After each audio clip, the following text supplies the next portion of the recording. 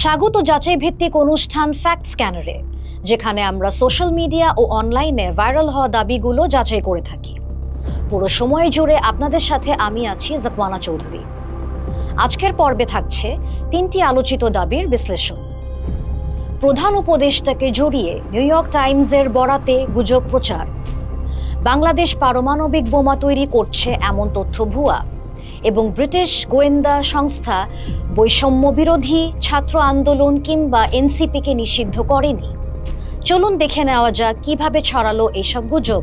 যাচাই করি তথ্য, খুঁজি সত্য।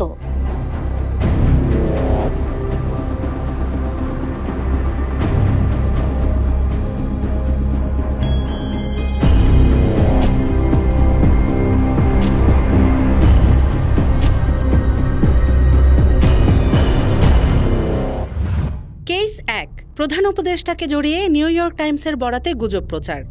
সম্প্রতি বাংলাদেশের অন্তর্বর্তীকালীন সরকারের প্রধান উপদেষ্টা ডক্টর মোহাম্মদ ইউনুস তার আমেরিকান নাগরিকত্ব বাতিলের জন্য আবেদন করেছেন দাবিতে মার্কিন গণমাধ্যম নিউ ইয়র্ক টাইমসের বরাতে একটি তথ্য সামাজিক যোগাযোগ মাধ্যম ফেসবুকে প্রচার করা হয়েছে। তবে ফ্যাক্ট চেকিং সংস্থা রিউমার স্ক্যানার এই তথ্যকে ভুয়া বলে নিশ্চিত করেছে। রিউমার স্ক্যানার টিমের অনুসন্ধানে দেখা গেছে নিউ ইয়র্ক টাইমস এমন কোনো প্রতিবেদন প্রকাশ করেনি। তারা ডক্টর ইউনুসের নাগরিকত্ব বাতিল সংক্রান্ত কোনো খবর দেয়নি। এমনকি ডক্টর মোহাম্মদ ইউনুস আদৌ আমেরিকান নাগরিক কিনা সে সম্পর্কেও কোনো তথ্য পাওয়া যায়নি। তদন্তে আরও দেখা গেছে নিউ ইয়র্ক টাইমসের ওয়েবসাইটে doctor Mohammad Yunus keyword search করেও আলোচিত দাবির সঙ্গে মিলে এমন কোনো প্রতিবেদন খুঁজে পাওয়া যায়নি। দেশীয় বা আন্তর্জাতিক নির্ভরযোগ্য সংবাদ মাধ্যমেও এ ধরনের কোনো তথ্য প্রকাশিত হয়নি। রিউমার স্ক্যানার ইউনুস সেন্টারের ওয়েবসাইটে থাকা ডক্টর ইউনুসের সিভি পর্যালোচনা করে দেখে সেখানে তার নাগরিকত্বের ঘরে কেবল বাংলাদেশই উল্লেখ করা আছে। সুতরাং এটি সম্পূর্ণ মিথ্যা ও ভিত্তিহীন গুজব, যেখানে নিউ ইয়র্ক টাইমসের নাম ব্যবহার করে ভুয়া তথ্য ছড়ানো হয়েছে।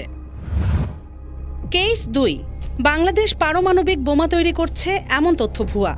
সম্প্রতি সামাজিক যোগাযোগ মাধ্যমে একটি স্ক্রিনশট ছড়িয়ে পড়েছে, যেখানে দাবি করা হয়েছে পাকিস্তানের সহায়তায় বাংলাদেশ গোপনে পারমাণবিক বোমা তৈরি করছে। এতে রিপাবলিক বাংলা নামের একটি ভারতীয় গণমাধ্যমের ইউটিউব চ্যানেল ও ফেসবুক পেজের নাম উল্লেখ রয়েছে। তবে ফ্যাক্ট চেকিং সংস্থা রিউমার স্ক্যানার এই দাবির সত্যতা যাচাই করে জানিয়েছে বিষয়টি সম্পূর্ণ ভুয়া। রিউমার স্ক্যানারের অনুসন্ধানে দেখা গেছে রিপাবলিক বাংলা এমন কোনো সংবাদ তাদের ফেসবুক পেজ, ইউটিউব চ্যানেল বা ওয়েবসাইটে প্রকাশ করেনি, বরং প্রযুক্তি ব্যবহার করে একটি ভুয়া স্ক্রিনশট তৈরি করে এই গুজবটি ছড়ানো হয়েছে। স্ক্রিনশটটি প্রথমে ছড়ায় 20 June dark stories of student politics in DEO নামক একটি ফেসবুক পেজ থেকে। সেখানে এটি প্রকাশ করা হয় মূলত রসিকতা বা সার্কাজম হিসেবে। বিশ্লেষণে দেখা যায় স্ক্রিনশটে দেখানো পোস্টটি মাত্র 1 মিনিটে 57টি প্রতিক্রিয়া, 10টি মন্তব্য এবং 1টি শেয়ার পেয়েছে। এটি বাস্তব পরিস্থিতির সঙ্গে অসামঞ্জস্যপূর্ণ। যদি সত্যি এমন পোস্ট থাকতো তাহলে একাধিক স্ক্রিনশট বা ভিডিও সামাজিক মাধ্যমে ছড়িয়ে পড়তো, কিন্তু এমন কিছু দেখা যায়নি।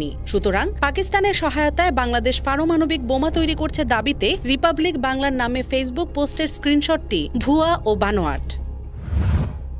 কেস 3, ব্রিটিশ গোয়েন্দা সংস্থা বৈষম্য বিরোধী ছাত্র আন্দোলন কিংবা এনসিপিকে নিষিদ্ধ করেনি।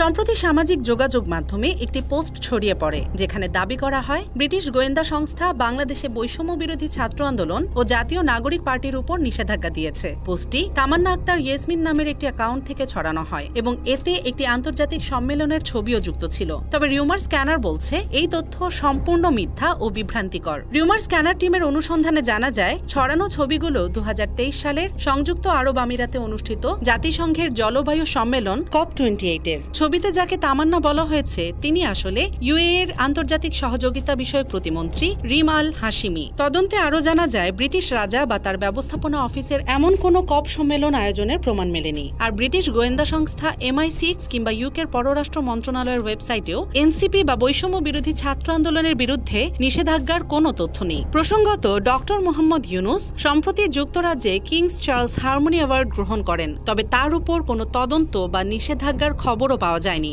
সুতরাং ব্রিটিশ গোয়েন্দা সংস্থা বাংলাদেশের এনসিপি বা বৈষম্য বিরোধী ছাত্র আন্দোলনের উপর নিষেধাজ্ঞা দিয়েছে এই দাবিটি সম্পূর্ণ ভুয়া।